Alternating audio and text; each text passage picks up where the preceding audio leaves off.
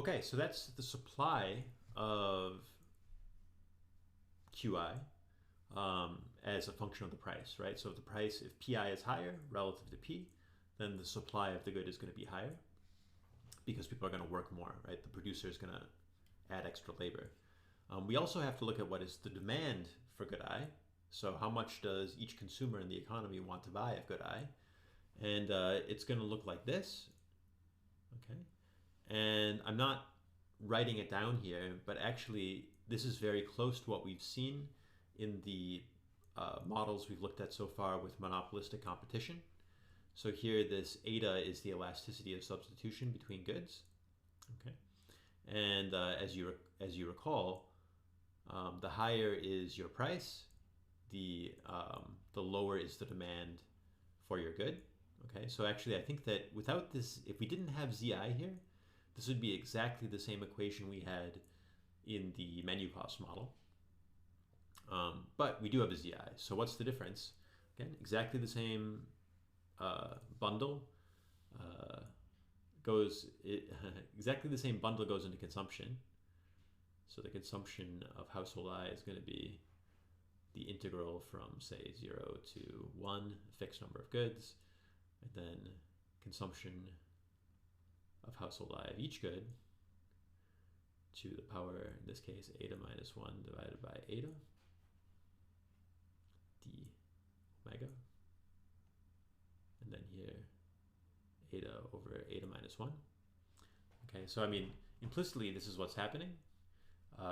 This big CI from the last slide is actually a bundle of all of the goods produced by all of the households in the economy. If you sort of solve this demand problem, you're going to end up with this answer. The only difference is instead of just having the y here as we did before, we also have this little zi. Okay, so the zi, I should be careful, but it's actually going to be inserted into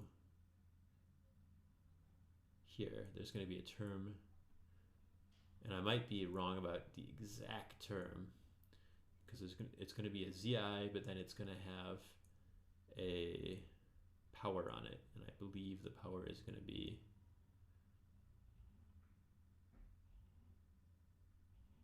it might actually be eta minus 1 over eta. So I'm not exactly sure what the power is on it, but with a power, it will work out that you'll get a demand that looks like this, depending on Zi.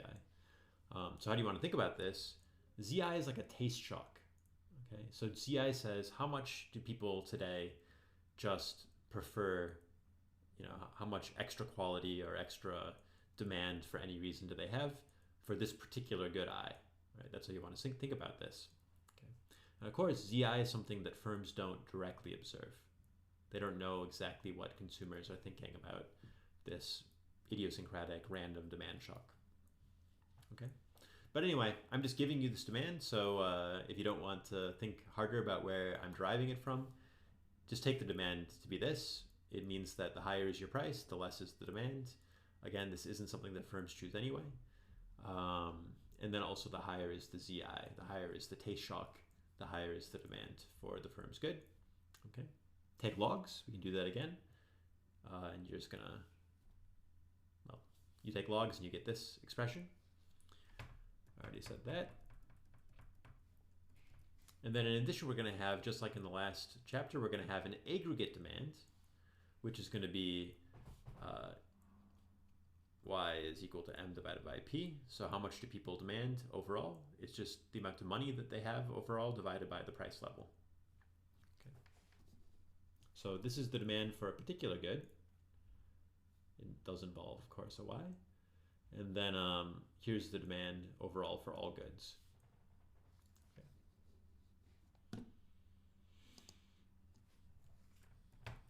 Well, we've got demand, we've got supply. Let's solve for equilibrium. So again, this is perfect information. So we assume that all households know exactly what is the overall price level, the average price, as well as their own price. I could have made this a big P to correspond to the big. I could have made that a big PI to correspond to the big P here. Let's combine supply and demand. All right. So if you flip back, you'll see that this here is the supply equation, This here is the demand equation. And doing a little bit of algebra, you can end up here. Okay. Now, let's think about the equilibrium price index. Okay. How do we get that? Well, little p here, that's just the average and the log of the average price. Okay. Pi here is the log of the individual price. So if we think about sort of the average, then since we're going to assume here that the average demand shock, I didn't say this, but in logs, so the average demand shock is going to be 1. Let me just flip back one slide here for 1 second. So on average, this demand shock is 1. Okay. So the log of the average demand shock is going to be 0. All right. So what do we end up with? On average, the individual prices are 0. This is the average. On average, the individual prices are P. That's the definition of P.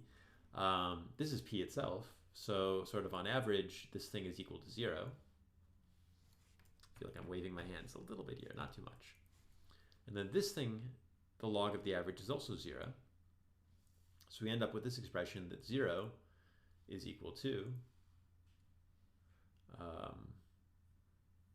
this funny looking expression here, okay, times y. So we can find out exactly what y is, right? We can just do a little bit of multiplication and extract y. So what do we get? Well, let's take a look at this expression. Here I claim that y is equal to 0. Why is that? Well, because gamma minus 1 is some positive number. Eta is some positive number, greater than 1, I believe I've assumed. So 1 plus something positive minus something positive. As long as this isn't equal to 1, let's see here. So gamma is greater than 1, eta is greater than 1.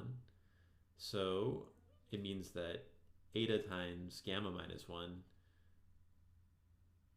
is not equal to 0, or is not equal to, it's greater than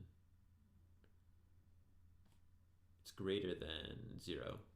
So in particular, it's not equal to negative 1. That's what I was, because we don't want the denominator to be equal to 0. So this thing here can't be equal to negative 1. It's got to be greater than 0. This thing up here is also greater than 0. So it means we've got some sort of positive number here times y is equal to 0. Well, the only way we can get that is if little y itself is equal to 0. Well, if the log of y is equal to 0, then that implies that y is equal to 1. Okay. So what we find is that y is equal to 1 from the aggregate demand expression, which was written in levels. Y is equal to P divided by M. Let's try that again. Y is equal to M divided by P. Okay, well, y is equal to 1. So it means that P is equal to M. And also that log P is equal to log M, of course. So this says that output is socially optimal. So you'll recall we had a, in the last section, we talked about how output in the menu cost model was less than the social optimum. It was less than 1. And we said it's because there's monopoly power, right? So the monopoly power is the firms were price setters. In this model, the firms take prices as given. So it means that that the output under full information is actually going to be exactly socially optimal, and the government has no role in raising it. The reason I'm mentioning that is because in the last, it was a very similar model, and y equals 1 was also the social optimum under the menu cost model assumptions of price setting. In the decentralized equilibrium with the free market, y was less than 1, right?